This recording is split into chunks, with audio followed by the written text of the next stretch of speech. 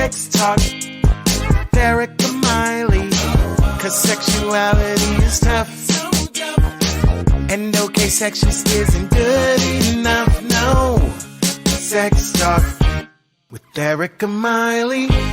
Hey folks, welcome to Sex Talk with Erica Miley. Erica Miley here. Y'all, we're going to be jumping into some deep end trauma stuff. We're going to be jumping into some information about narcissistic abuse. So I just kind of wanted to give y'all a warning. I know some of my listeners have experienced some of the things that we're going to be talking about today. So I really wanted to just kind of out the gate give you a sense that if you're actively doing your own trauma work, if you're actively trying to deal with that yourself, it's okay to skip this one if you'd like. But if you are ready and if you want to hear an amazing person and you want to hear an amazing story, do I have the person for you? I have Holly Hartman, life and transformation and recovery, trauma and recovery coach, domestic violence advocate, international best-selling author of How to Release the Shame of Narcissistic Abuse, founder of Solar Date Challenge. I'm having trouble with my words because the titles are just more than enough, Holly. Thank you for coming to the show. Thank you for having me. I am so excited to be here and share my story with you and your listeners and connect today. It's we're going to have fun. Spoiler alert, I have been on Holly's show as well. And I'm in Holly's group Solo Date Challenge because I think she has a lot to offer women, y'all. She really does. So I'm excited that you're willing to tell this story. So tell me and tell the listeners about, this was your prior marriage, right? That this where you experienced this. And we're going to be talking about faith-based coercion today, folks. We're going to be talking about covert sexual abuse. So buckle in. Yeah. So I'll take you back 2 years ago. I was in the middle of a divorce, or realizing that I needed to start the beginning of my divorce. I was experiencing a lot of symptoms. And at the time, I didn't know what it meant because I was experiencing covert hidden abuse. It wasn't that overt that you might think of. And it showed up with sexual advances from my husband that were unwanted, anger. At any given time, he would wake up, he would tell me at an anger level of 5. So that's what I was sleeping next to, and I would feel that energy. As a result of that energy that I would get, or I'd wake up with his member coming up against my backside and wake me up in the middle of the night expecting sex. And what over the period, of course, of our marriage, which was not very long, just a couple of years, I really lost myself. I quit wearing makeup. I gained 50 pounds. I gained 20 pounds in the first month that we lived together because of this intensity of this energy that I was feeling. And I didn't know I couldn't put a name to it. I didn't know what it was because it was so covert and so hidden. And the interesting part is we had actually done some premarital counseling work. He convinced me to convert to Catholicism. And so there was a lot of this religious expectations, and we waited until our wedding night to actually have sex. And even though I had had a previous marriage, and it was our wedding night that we conceived our first child.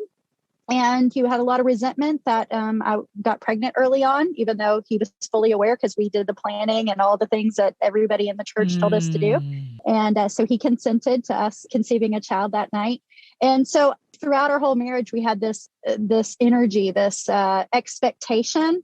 And we went to counseling over it, and the counselors, because we did Christian counseling, that's what you're supposed to do as a wife. You're supposed to give to him. If you're not giving it to him, then that's why he's angry all the time. And it was this, like, it's my job to make him feel a certain way. And so because I didn't believe that, and I would voice it, I'm like, it feels like rape. And I would say that to the counselor. And they're like, no, this is what you're supposed to do. And I couldn't put the words around it. And I was really flabbergasted that people really minimized a lot of times what I was feeling. So my body started to protect me because my voice couldn't, even though I tried to give my voice and it wasn't validated, my body started to protect me. So I gained weight. That threat system is incredibly powerful. You are literally sitting in front of as you've identified, a Christian counselor who is essentially endorsing, rubber stamping this faith-based sexual coercion. And this, our Holly and I's job today isn't to necessarily indict all religion. That's not what we're here to do, but we are here to talk about this in a very honest way, that covert sexual abuse often happens within this kind of like authoritarian faith-based perspective that a woman is supposed to be of service in quotation marks to her male partner, and that anytime you are supposed to be ready to have sex to keep him satisfied sexually, and that it's your job, your body's whole job is to keep him sexually satisfied.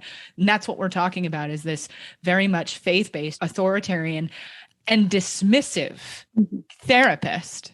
I mean, I don't know. We don't know if was this person licensed? Do we know? Or I don't. It happened multiple times. We would go to retreats. I mean, it was a common denominator thread most of the counseling, and we tried multiple. So yeah, it was a theme. I mean, and I just want to say thank you for being willing to sit here with me as a therapist. I am not a faith-based perspective therapist at all, but having been part of being raised in the evangelical community, I can attest to hearing this stuff as a young girl, like that it is your job to protect a man's, you cannot be tempting to a man. You cannot be seductive, that it is like this Madonna horror complex that you are supposed to help him stay away from being sexually impure. And it is really, really faith-based coercion. That's what this is. Yeah. Yeah. And that's what I experienced. And so my body would, I would have the trauma. You were talking about like the trauma responses that I experienced. So when I'm realizing, I'm reading Shannon Thomas's book, Healing from Hidden Abuse. And this really was that missing piece of the puzzle for me, to go, oh my gosh, this is what I'm experiencing. And it does talk about religious abuse and some other things. So I'm experiencing not just sexual abuse, but also religious, spiritual abuse. And there's lots of facets to this. And so my body's protecting me. And I don't know this at the time. I was skinny my whole life. And I gained 50 pounds within this marriage. And mostly in my center level, like where the chakras are that would protect me. And so that's just how it showed up for me. I also had chronic UTIs, and they only showed up whenever I had sex when I didn't want to. I had skin rashes that were unexplained. I would go to the dermatologist that showed up like scabies. So my body actually started to protect me, even though it looks on the outside, or at least that's what internally it felt right for me, is that my body gave me the voice of no without me being able to speak it. And I no longer wanted to live that way. And so I gave him an opportunity. I offered a healing separation. I said, we can either do a healing separation where you get the help and I get the help and we come back together, or you get divorced. A week later, he chose divorce. Best gift he could have given me, because he wasn't willing to do the work at the time. And that really started my journey, of my healing journey of going. And I mentioned this to Erica earlier. I didn't know what consent was until after my marriage. I had no idea, because of my training through domestic violence advocacy. I had no idea what that looked like because of the religious upbringing that I had. That was not something talked about. Absolutely. I didn't have that option of consent. You are nailing something that I not only do I remember this myself, but I have heard from so many of my clients, and you're talking about like this common thread throughout that faith-based coercion, which is, you don't get to. This is your responsibility. Consent is not a thing. And that's not necessarily explicitly said, but it's more so implied that you do not have a choice. You must offer your body to your partner, regardless of what your body or you want. And it is subversive and incredibly toxic to your body. And I wanted to make sure that I brought up that the body issues as a result of experiencing any kind of sexual trauma or trauma as a whole is incredibly common for so many people. It could be gastrointestinal issues. It could be like skin irritation issues. It could be UTIs that start showing up. I mean, it's not to say that UTIs aren't also caused by bacteria, but when the body is under a whole lot of stress, we know that the health outcomes for that person are innumerable. And you are under this chronic covert sexual abuse for two and a half, 3 years. Yes. That is such a long period of time. I have lost 38 pounds. I've kept it off. I have not had another UTI. I've not had another skin rash. All those things went away when the relationship ended. That 3 years, your body was inundated with stress hormones. And I'm saying this so that you listeners understand that if you are in this position right now, it's not just your mind that is under torture. It is also your body too. Yeah. And so talk a little bit about how yes, you had these health issues that came up, but talk a little bit about like what it was like to kind of wake up in the middle of the night. I mean, first you got that lack of sleep and somebody's pushing you to have sex. What was the reaction then afterwards if you didn't follow through? I remember specifically one night, and he would do the physical abuse in the sense of waking me up in the middle of the night for other things, like even in the morning, just clanking belts around. Like that is a form of abuse of like this lack of sleep. I had, a young child, and he kept me sleep deprived. And so that was part of it. And so not even just the sexual advances, but just other ways of waking me up to keep me sleep deprived. But this one particular time, I remember him moving up against me. And so the idea is if I didn't perform, then the aftermath is this stonewalling and this passive aggressive behavior and this shaming and this punishment that would ensue. So as a recovering people pleaser, I was a people pleaser at the time, it would just be easier to give in. And I remember this one time where I was like, I no longer want to give in. And I remember just crying. And I do remember being vocal in this way. I'm like, I just need you to know that I feel like this is rape. That's what this feels like to me. And he pulled away at that time. Like I don't think he connected it until I like actually put those words. And he was like, well, that's not what I'm doing. I'm like, all I can say is that that's what it feels like to me. And it's not okay. And this is near the end when I'm finally feeling in my power to be able to like say no, because I don't want another UTI. I don't want another skin outbreak. I don't want another thing of when I said yes, when I really wanted no. And in that moment, I realized like, that is what it feels like. That's why my body's reacting this way. And, that was probably, I don't think we had sex after that. Like, I couldn't go there anymore. I hear you like during that process, starting to really understand the boundaries that you needed out loud. And then you were able to verbalize them. And then, but as a result, you had to deal with then being punished for voicing what you needed. I'm curious, how is this story? Like I folks, I hope if you needed to, that you jumped out of the recording at any point, like if we will not take it personally, if you can't listen, y'all, we can't, this is tough stuff we're talking about. How did that impact after the divorce? How did that impact how you saw your own body? It really took me back to go, well, the interesting part is he liked me fat. He would tell me that he wanted me and to gain weight. And so part of this new transformation for me is like to go, okay, it's not about him. It's about what is it? Is it going to make me happy? What's going to let my cup? What can I do to connect back to myself? Because I had lost myself. And so part of my journey, I think we might dig into this, is the solo date challenge. And solo date challenge for me was my higher power gave that to me. And it originally started for, Holly, you need to date yourself before you date others. And not in the sense of anything other than learning to love myself, because that's what I had lost.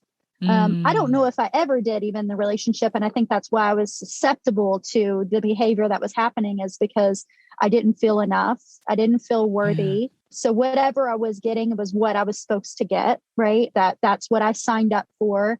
And then that's what I get. But then I realized that that's not the truth, that I am worthy of being respected. I read that book, Love and Respect, that's so distorted. I'm like, I'm supposed to respect him. No, I'm supposed to have love and respect for myself. And I was betraying myself. And so what I had to learn was how to quit betraying myself learn how to love myself and who I am and all of my flaws and all of my strengths and all of those things. And I did it through Solo Date Challenge. And what that meant for me was to start to do the things that brought me joy, start to do the things that I wanted to do that I was not allowed to do in my marriage. And that could have been just going to get a manicure, or it was going to the hardware store and taking one of their classes, or going to a restaurant and ordering the steak that I would have wanted, where I would have ordered the chicken before, like these little nuances. But the shift for me was being intentional, because when I was intentional, that was when I was showing myself love, not what somebody else would have wanted me to do, not what I think he would have liked, not what my mom would have liked for me to do, not what my pastor would have thought I should do. What does Holly intentionally need to feel good right now? And it's not the hedonistic, excessive. It's because if we're in that spot, we're most likely not being selfish. It's about allowing ourselves. Probably getting to the point where you're feeling selfish is probably at the brink of just starting to love yourself and doing the things that you really need to do for you. Right. I definitely hear from people all the time. They're very concerned. Many of my clients are like, well, but if I'm not blank, right? Like whatever it is that they're filling in their head then I will be lazy, or then I will be hedonistic, or I will be whatever that is, when in reality, there isn't any data for that person to show that that's actually the case.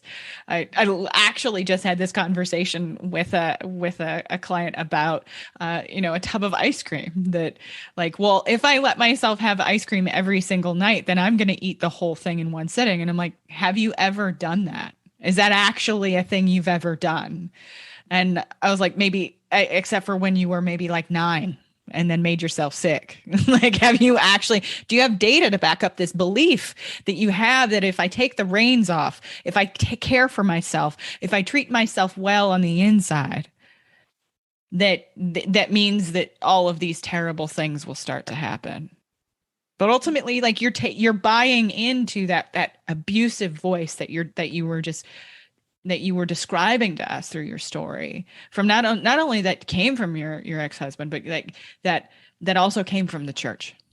And I think that having heard that myself in the evangelical church a lot, if you have sex, you're going to want it all of the time, and you won't be able to control yourself, or the men around you will not be able to control themselves. There's this idea that if you do not keep the reins on yourself or your partner, then all of the things that are terrible in the world are going to happen. When in reality, that's not at all the case. So tell me a little bit about, we've talked a little bit about not only just your story, but tell me about Solo Date Challenge and what it is. Yeah. So 2 years ago, I started to share my journey, because I am a person that I don't want anybody to have to go through what I went through. And so if I can share what I'm doing and how I'm overcoming it. So I'm definitely going from being a survivor, because that's where I was, to a thriver now in all areas of my life. And so Solo Date Challenge, I started to share it. And I thought, well, there's other women out there like me. There has to be. And so along the way, I have collected, and I hate that word, but the idea is that more people have joined this journey, this mission, this movement, to be quite honest. There's 1,400 women in the Solo Date Challenge group, over 24 countries. So this is not just a US issue. This is a global issue that people don't know how to love themselves. We have been in this sacrificial community or concept that we give and we do everybody else first. We give to their needs first and we come last. So Solo Date Challenge is really the flip of that. It's really that teaching you to fill your own cup first. And you hear that, but truly doing that, because the energy is different when you're giving to others to where you're bone dry. It's that codependent, I'm going to give for whatever you receive back. It's still not the right energy, or not as beneficial energy. But when we fill our cup and then we pour from that overflow of energy is a really love energy. It's like a gratitude energy. It has a higher frequency, and that might be kind of high level for some people to listen to, but it's just a different energy. And so when your family members or the people around you, they may balk you for doing this in the beginning because it's different. it's different for them. Like, why are they taking care of themselves first? Why are they taking a trip? Why are they? But when they see the shift in your energy, they're going to push you out the door to go do it. They're going to like, oh, mommy, why aren't you going out and going doing that group thing that you love?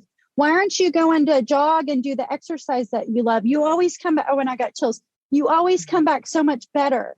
Like, they may not understand it. So this group gives you permission to flip that switch that we've been on for a long time and go, I can do this too. And what you see is that Solo Date Challenge is independent, but you're in community of other people doing it. So you have support. We say we'll love you until you learn to love yourself, because that's the community that we have, because so many of us come from brokenness and we need somebody to validate our feelings and say, it's okay. I've been there.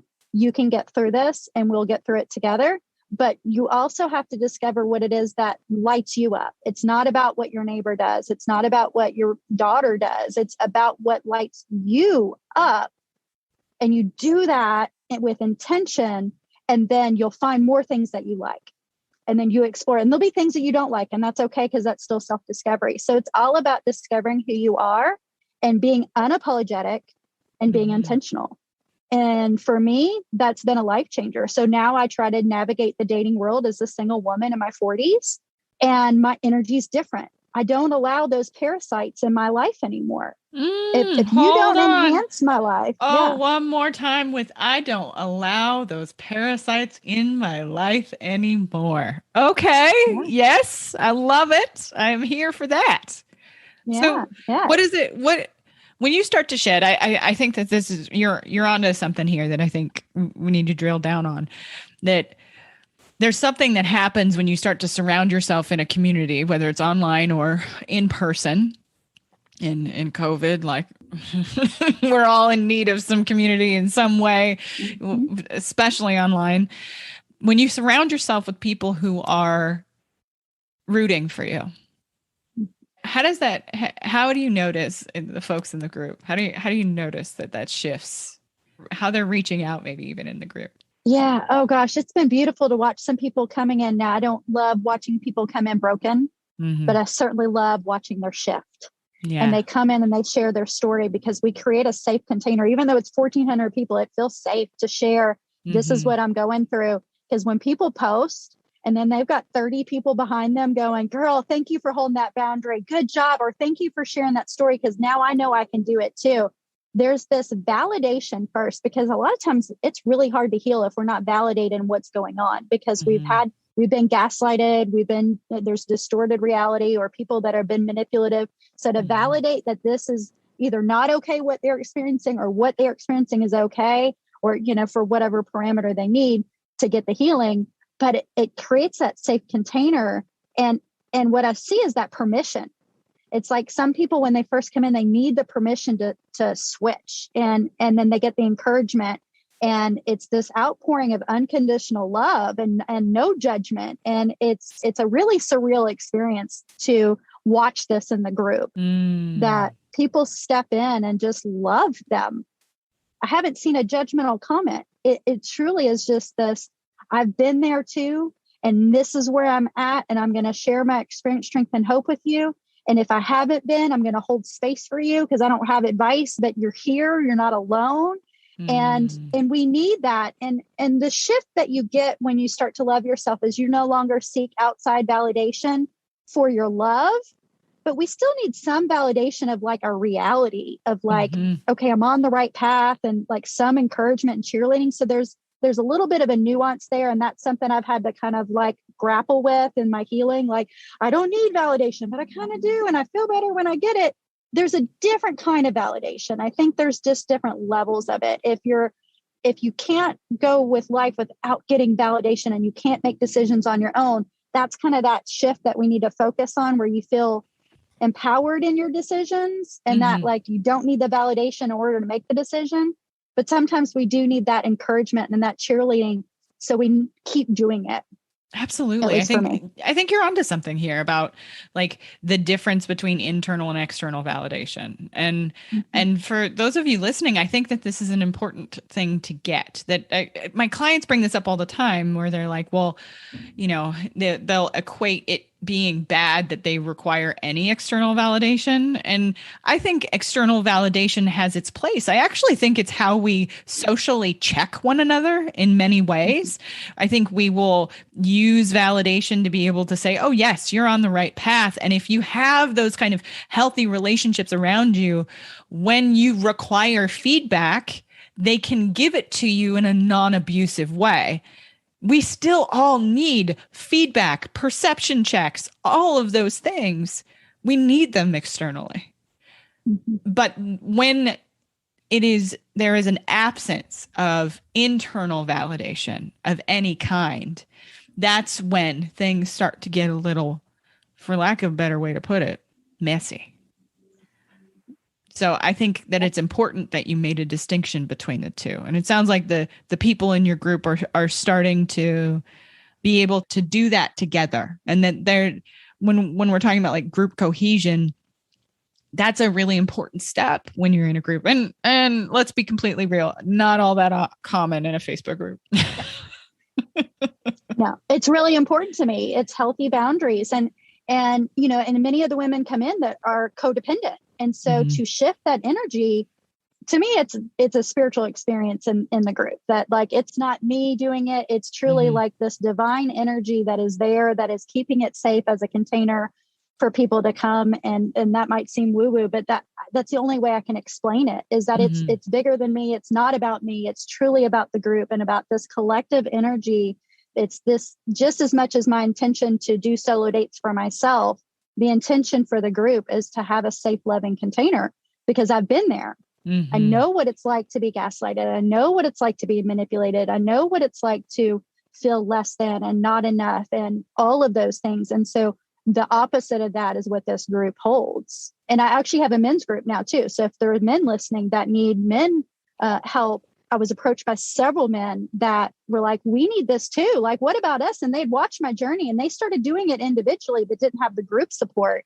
And now we have about 75 men in the men's group. It's starting to get legs underneath it, but we all need to learn these skills. And whether you're a man or a woman, we've all experienced some kind of trauma, and the group is for all women of all ages. And you could be married.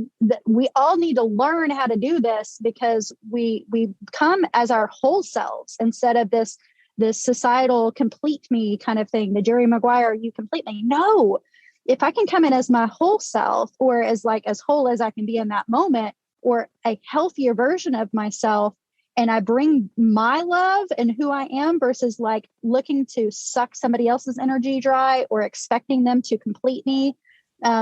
For me now, and this is just my belief, I look for people to complement or enhance my life. I say, if you don't enhance my life, you don't get to be in my life. And I have to do that today, unless they're on a journey and I can help them, that's a different story. But as far as like a romantic relationship or a very intimate friendship, I have to hold that space for myself now, because I know that I have value today, and I know that I'm enough. And I know that there are people out there that are going to be energy vampires or suck me dry. And I have too much that I need to do in the world because of my purpose to be susceptible to the parasites anymore. I can't do it. I can't do that. And I don't believe that anybody here that's listening should settle for that.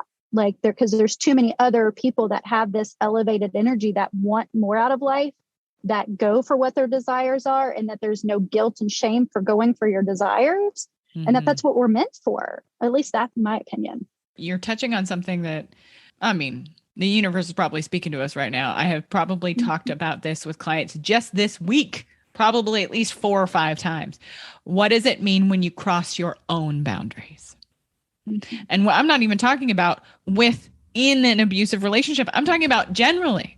When do you cross your own boundaries? When do you not say no? When do you say to yourself, oh, it's okay, I'll have this relationship or an intimate friendship with this person who ultimately is actually harmful to you? What does it mean for you to have your own boundaries and actually keep them with yourself? And you're placing that very, very carefully in this conversation. And I think that's really, really important, because there's the boundaries we have to hold with others, but then there's very much the boundaries we have to hold with ourselves. Yeah, absolutely. Well, I heard, and I struggled with balance for a lot of my life. And I think it's because I let so many other people lead my energy instead of being intentional.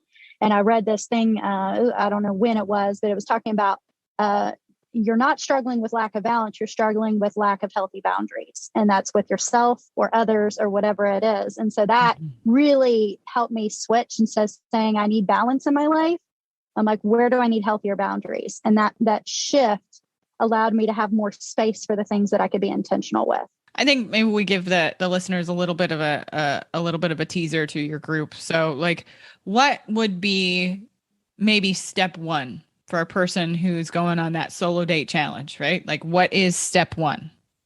Step one's join the group. So okay. Get on that Facebook and everything will be in the show notes, y'all. Yes. Solo date challenge. So there's a men's and a women's or whatever you identify with, feel free to join. So it's open to all people, all ages, no matter if you're married or not. Just join the group first because you can see in yourself people in action. The next thing that I teach is discovering your core values. And there's all kinds of sheets you can look up online. I've got workshops for that. But the reason why I say that is because most of the time we've lost ourselves and we don't even know what would bring us joy. And so when we know what our core values are, then we get to intentionally do those, because for some people it might be a manicure, but for somebody else, it might be taking a course online as your solo date. Or it could be going and walking in nature, or it could be going to do axe throwing, or doing voluntary work at the zoo. Whatever it is that brings you joy, that's what we talk about, filling our cup. And I often get this question because there's a lot of moms in my group that are super busy. Well, I don't have time for that. Oh, there's a boundary cross right there. Right. How can you intentionally find that time? Well, I still try to meet them where they're at. Right. Okay. So you don't have time for that. All right. What are activities that maybe you can do with your children that you don't do because whatever that they can do with you, but it's for you?